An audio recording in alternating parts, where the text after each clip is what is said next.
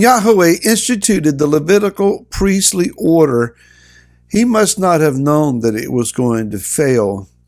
So therefore, it could be argued perhaps then Yah made a mistake, right? This Barry Phillips, a 10-minute Torah day number 5 of the Torah portion Tzav, which means command. The question is, did Yah make a mistake in instituting the Levitical priesthood? Deep in the core beliefs of the system, the religious system, however it manifests itself in denominations, congregations, situations, whatever they are, is then that the theology of such says the Levitical priesthood was a total failure. And that is because the argument is made their offerings are seen as insufficient to do any effectual work in dealing with man, his needs of worship, or even his sins, and therefore they were only instituted to determine this system doesn't work, so we need Yeshua to come and do something different.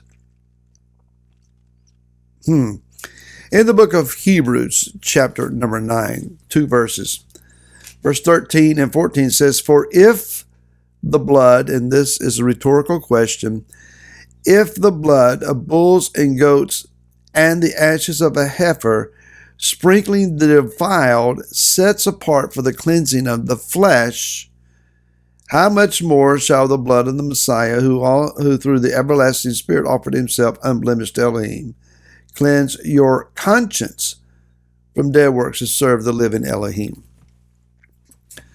The difference here is between the flesh and its ritual defilement and man's conscience, his inner man.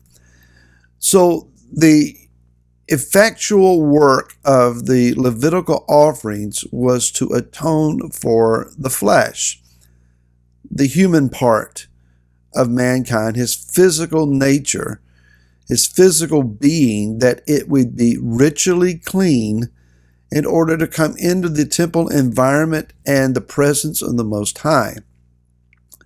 Man's conscience can only be changed, not by the blood of an animal, but by the blood of Messiah. Even now, however, there are those who claim to be of Messiah, whose minds, whose conscience, whose inner person is still in need of a consistent cleansing. Isn't that true of all of us?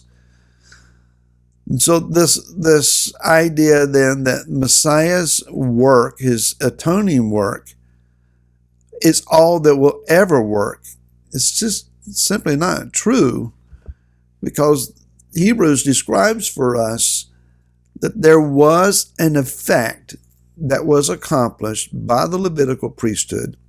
And again, the Torah was never given, and all of its details was never given for redemption. Redemption can only come, redemption of man's spirit and soul can only come through Messiah Yeshua. Let's make that very, very plain. Only Yeshua can save or redeem us. The Torah, once we are redeemed, teaches us how to live the redeemed lifestyle. That's about as simple as I know how to put it. So where is the failure? Well, the failure is not on the Levitical priesthood part, it's on the religious systems part. And I'm not talking about the religious system of ancient Israel, I'm talking about modern day religious systems, because they fail, modern theologians fail to understand that all of these offerings that are detailed for us, especially in the book of Leviticus, are Yah's desire and love being expressed to us. He is affording us a means of saying to us, come to me. Don't allow your sin, don't allow your trespasses, don't allow your issues and your stuff to keep you out of my presence. I am set apart. I will always be set apart. You must be set apart as well in order to approach me. I am providing you a means of being ritually set apart so that you can come to me. And as you come to me, I will reveal to you the importance of these offerings and who they point to. They point to the one in Genesis, Bereshit 3:15, the one who is coming to crush the serpent's head, the Redeemer, the Deliverer, the Promised One. All of these offerings should reveal to you, and as you look at the offerings and then look forward to the coming of this Deliverer, there is redemption for you. Except we understand that, then we cannot see that Abraham, that the prophets, that David, that anyone in the quote-unquote Old Testament were ever really redeemed. That just simply doesn't make sense. Moshe had a closer relationship with the Most High than we do. He heard him verbatim at length and exhaustive detail with his own ears. He all but saw the very face of the Most High. He come out of a tent from his presence and his face glowed like the sun. I don't know anyone that's ever happened to. So for us to say, well, we're redeemed, but they were not, that doesn't make any sense. They looked forward to the Messiah and the one that was coming and his atoning work, the same as you and I look back on Yeshua and his atoning work. It's easier for us because it is a historical fact that he existed. They look forward with an even greater belief because he had not yet appeared. But we're both looking to the same event. They previously to, and we are looking back to. Same belief. So,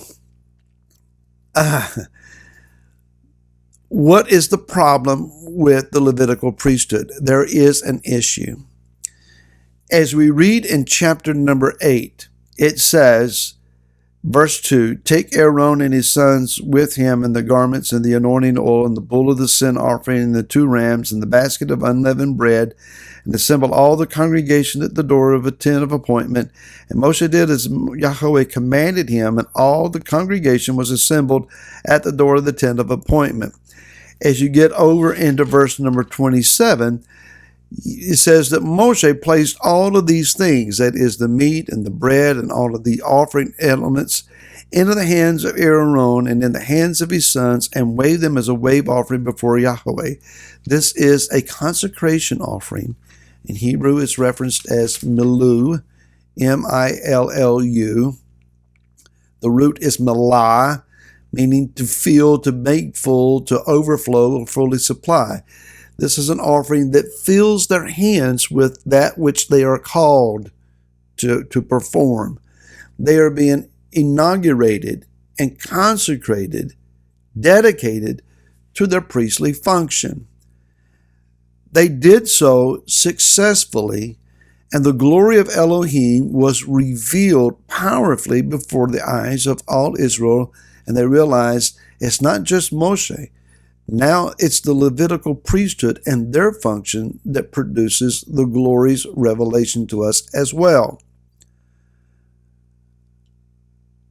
The problem is the same with the Levitical priesthood as with any ministry done in Yah's name, and that is corruption will take place when the focus is on the individual instead of the one the individual is supposed to serve.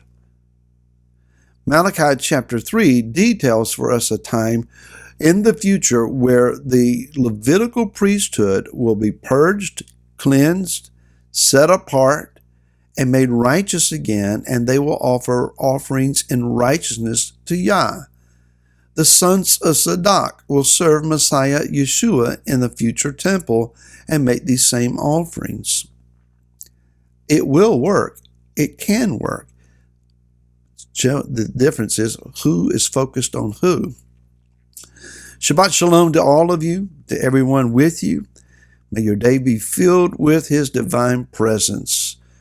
May you be effectual in your priesthood. And we'll see you again next week. Until then, shalom.